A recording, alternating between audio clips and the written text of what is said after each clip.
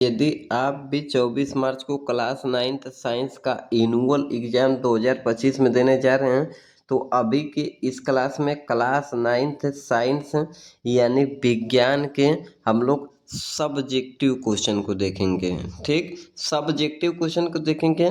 जैसा कि आप सभी कोई पिछले वीडियो में हम लोग ऑब्जेक्टिव क्वेश्चन देखे थे, तो आप सभी कोई ऑब्जेक्टिव क्वेश्चन वाला वीडियो न देखे हैं तो सभी कोई जल्दी से जाइए और ऑब्जेक्टिव क्वेश्चन देख लीजिए, क्योंकि एग्जाम में यही सभी को देखने को मिलेगा। तो सभी को पता है विषय कोड आप सभी को का 112 होने वाला है और सभी को इस समय जो है 2 घंटा 45 मिनट है। 20 नंबर आप सभी को का इसमें भी आप प्रैक्टिकल का मिलेगा। 80 नंबर का टोटल आप सभी को का क्वेश्चन पेपर है, जिसमें से 40 ऑब्जेक्टिव का आंसर सभी को करना था, जो कि हम बता दिए हैं। तो चलिए देरी न करते हुए चलते हैं अब सभी को इस सब्जेक्टिव क्वेश्चन पे। सबसे पहले सब्जेक्टिव क्वेश्चन सभी को दिखा देता हूं, उसके बाद हम लोग आंसर पे भी चलेंगे। और पीडीएफ के लिए सभी को ही लास्ट में बताया जाएगा पीडीएफ सभी को कैसे मिलेगा, तो लास्ट तक सभी को वीडियो को वॉच कीजिए। देखिए खंड आ की बात करें, खंड आ में वस्तुनिष्ठ प्रश्न था, लेकिन खंड ब में गैर वस्तुनिष्ठ प्रश्न यानी लघुत्तरीय प्रश्न। तो सबसे पहले भौतिक शास्त्र के प्रश्न दिया है, हम लोग प्रश्न को देखेंगे उसके बाद आंसर को। तो देख लीजिए सभी को दिया है प्रश्न 1 से 8 तक लघुत्तरीय प्रश्न है, जिसमें से 4 प्रश्नों के आंसर करना है, प्रत्येक प्रश्न 2 अंक का है। ठीक, तो प्रश्न 1 है चाल तथा वेग में अंतर स्पष्ट करें। 2 है किसी वस्तु के एक समान और असमान गति के लिए समय दूरी के ग्राफ की प्रकृति क्या होती है। 3 है जड़त्व का नियम क्या है, किस वैज्ञानिक ने प्रतिपादन किया।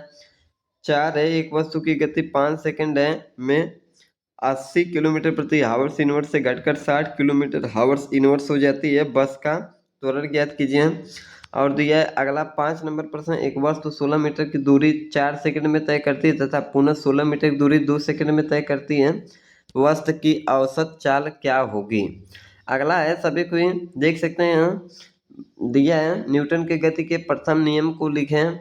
किसी वस्तु के संवेग से आप क्या समझते हैं, इसका SI मात्रक लिखिए। और आगे सभी को देख सकते हैं दीर्घ उत्तरीय प्रश्न है, दिया है 9-10 दीर्घ उत्तरीय प्रश्न है, इनमें से किसी एक प्रश्न का उत्तर दें। ठीक, वो भी 6 नंबर का है आप सभी को का।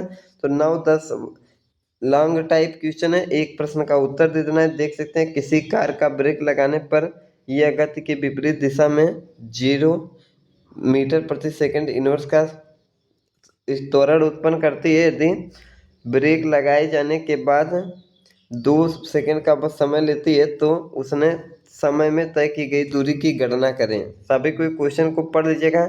आगे सभी को देख सकते हैं रसायन शास्त्र के प्रश्न दिया है लघुत्तरीय प्रश्न, इसमें भी सभी को कुछ 4 प्रश्न का आंसर करना है, प्रत्येक प्रश्न 2 नंबर का है, जिसमें 8 नंबर सभी को निर्धारित है। 11 नंबर प्रश्न है, सभी को देख सकते हैं पदार्थ किसे कहते हैं।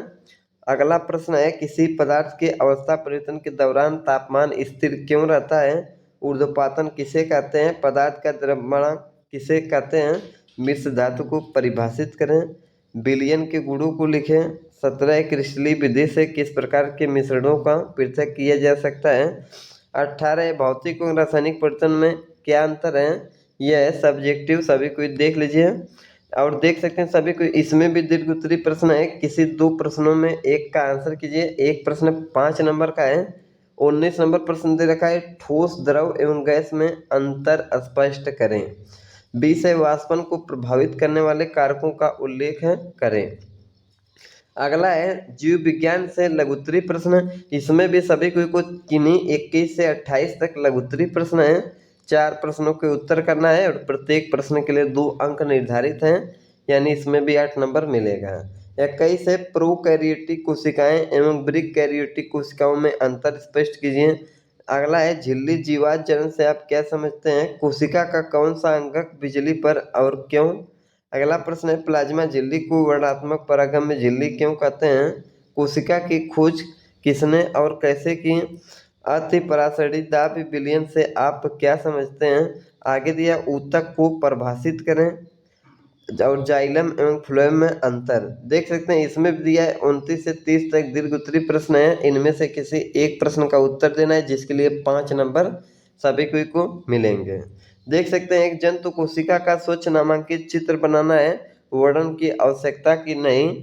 30 है जंतु कोशिका एवं पादप कोशिका में अंतर स्पष्ट करें। ठीक, तो चलिए ये था प्रश्न। अब मैं चलता हूँ सभी को सब्जेक्टिव आंसर पे लेके। देख सकते हैं सभी को ही step by step question number दिया है, आंसर देख सकते हैं। 1 का किसी दिशा में वस्तु द्वारा एकांक समय में तय की गई दूरी को चाल होती है। एक निश्चित दिशा में वस्तु का एकांक द्वारा समय में तय की गई दूरी को वेग कहते हैं। चाल एक अदिश राशि है, वेग एक सदिश राशि है। और 2 है एक समान गति के लिए समय दूरी ग्राफ एक सरल रेखा होती है, जबकि असमान गति के लिए ऐसा ग्राफ समय के साथ वस्तु तय की गई दूरी का आरेखीय परिवर्तन दर्शाता है। 3 है गैलीलियो गैलीली है, यदि कोई पिंड विरामावस्था है, एक सीधी रेखा में एक समान गति से गति कर रहा है तो स्थिर रहेगा, या एक समान गति से एक सीधी रेखा में गति करता रहेगा जब तक कि उस पर कोई बाहरी बल न लगाया जाए। 4 नंबर प्रश्न का आंसर है बस का त्वरण -1.1 मीटर प्रति सेकंड स्क्वायर होगा। 9 का आंसर है जब किसी कार का ब्रेक लगाया जाता है तो वेग का परिमाण कम होने लगता है, इसलिए वेग में परिवर्तन ऋणात्मक हो जाता है और इसलिए त्वरण भी ऋणात्मक होता है। अगला प्रश्न 11 नंबर है ऊर्ध्वपातन वैसी प्रक्रिया है जिसमें कोई ठोस पदार्थ गर्म किए जाने पर बिना द्रव रूप में परिणत हुए सीधे वाष्प की अवस्था में बदल जाता है, और उस वाष्प को ठंडा करने पर वह बिना द्रव रूप में परिणत हुए ठोस की मूल अवस्था में परिवर्तित हो जाता है, जैसे अमोनिया क्लोराइड, आयोडीन और कपूर। 12 नंबर है संपूर्ण अवस्था परिवर्तन के दौरान तापमान स्थिर रहता है क्योंकि उस समय संपूर्ण ऊष्मा उस पदार्थ के कणों के मध्य स्थान बढ़ाने में काम आती है, जिससे वह पदार्थ अपनी अवस्था परिवर्तित करता है। अर्थात कणों के पारस्परिक आकर्षण बल को वशीभूत करके पदार्थ की अवस्था को बदलने में उस ऊष्मा का उपयोग होता है। अगला प्रश्न 13 नंबर है ऊर्ध्वपातन एक ऐसी प्रक्रिया है जिसमें कोई ठोस द्रव में बदले बिना सीधे वाष्प में बदल जाता है। इस घटना को कर्पूर या नेपथलीन में देखा जा सकता है। इस प्रक्रिया में बर्फ बिना पानी बने सीधे जलवाष्प में बदल जाती है। 14 नंबर प्रश्न का आंसर है वह तापमान होता है जिस पर अपनी ठोस अवस्था से पिघलकर द्रव अवस्था में पहुंच जाता है।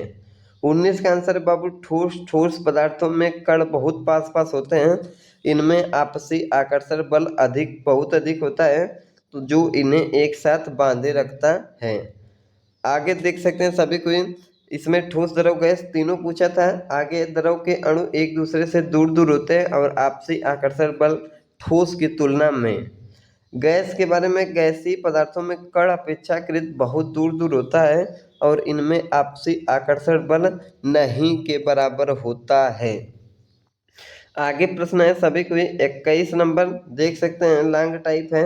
सबसे पहले जवाब दिया गया कि कैरियोटिक कोशिका किसे कहते हैं।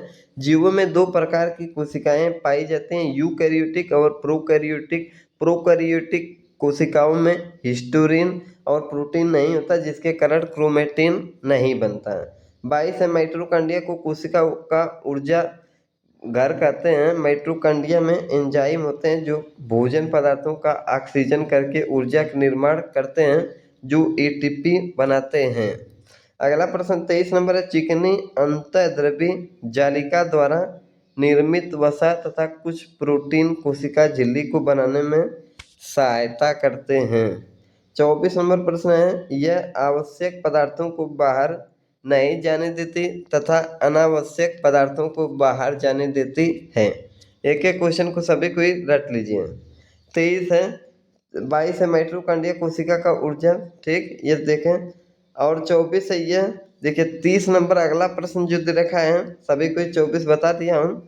30 है पादप कोशिका में कोशिका भित्ति उपस्थित होती है, जंतु कोशिका में कोशिका भित्ति अनुपस्थित होती है।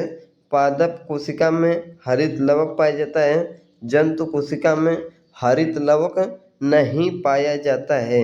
तो सभी को देख सकते हैं यह इसका सब्जेक्टिव आंसर है, ठीक। तो चलिए मैं सभी को बता देता हूँ पीडीएफ कैसे मिलेगा। तो सभी को इसे निवेदन होगा नंबर को सेव करके सभी को व्हाट्सएप पे मैसेज कर दीजिए। मैं सभी को PDF सेंड कर देता हूँ, ताकि आप सभी को एग्जाम में जाइए और अच्छे से क्वेश्चन को अटेम्प्ट कीजिए और अच्छा नंबर लाइए। और सभी को इस निवेदन होगा, चैनल को सब्सक्राइब करके वीडियो को लाइक कर दीजिए और दोस्तों में शेयर करना न भूलिए।